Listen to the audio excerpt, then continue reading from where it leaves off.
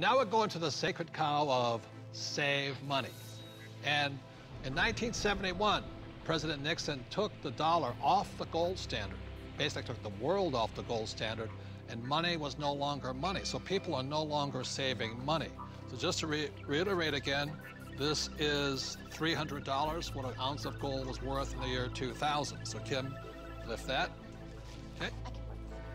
All right, and so this here is 1 ounce of gold in the year 2010, and it's now $1,100. Ugh, and this is why people are working so hard. I can do it, I can do it. Careful. Yes, I can do it. Barely. So the big reason I've said in my books for years that savers were losers is very simply because in 1971, the dollar stopped being money, it became debt. Right, Mike? Yeah, the rules all changed in '71.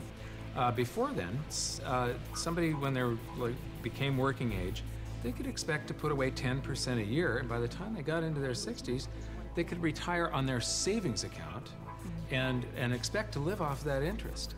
And in '71, everything changed, and they started creating currency on a massive scale. Worldwide. Ever since then, worldwide.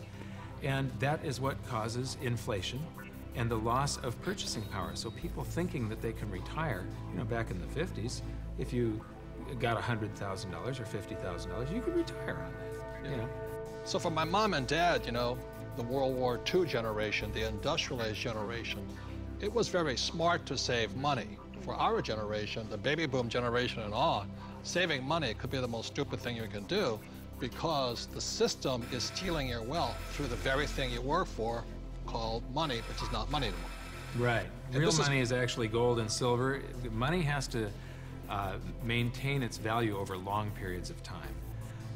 Currency doesn't have to. And this is historically has always been, for thousands of years, this has been money. 5,000 years, this has been the predominant currency. It became money when somebody minted it into coins in Lydia in about 680 BC.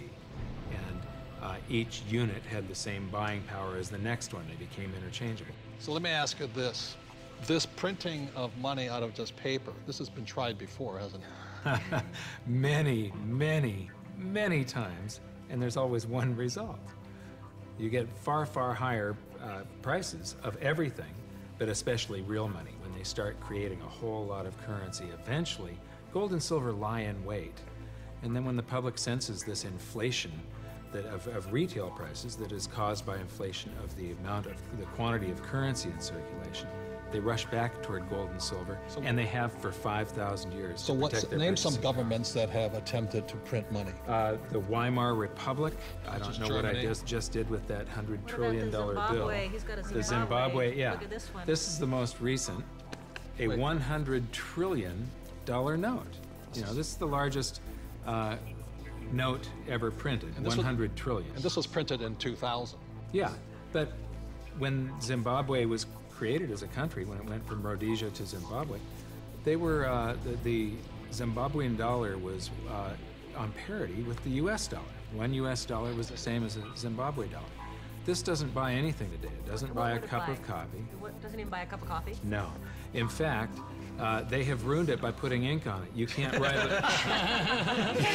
you can't write a list, so it would have been more valuable at this point if it was blank. Right. See, the Greeks did the same thing when they started clipping coins. They just take the silver off of it. The Romans tried it, the English tried it, the Germans tried it, the Chinese tried it, and now the US is trying it. Yep. And so that's why saving money is probably the biggest mistake you could make right now, because today money is no longer money. It's now debt. I can vouch for that because my leg is now numb. So all currencies throughout the world are in trouble, the same way this Zimbabwe dollar is in trouble. And that's the problem with saving money. After 1971, it was no longer money. More than 70% of all the currency on the planet is US dollars. If the US dollar goes, the world goes with it. I'm preparing by getting fully diversified. I buy both gold and silver.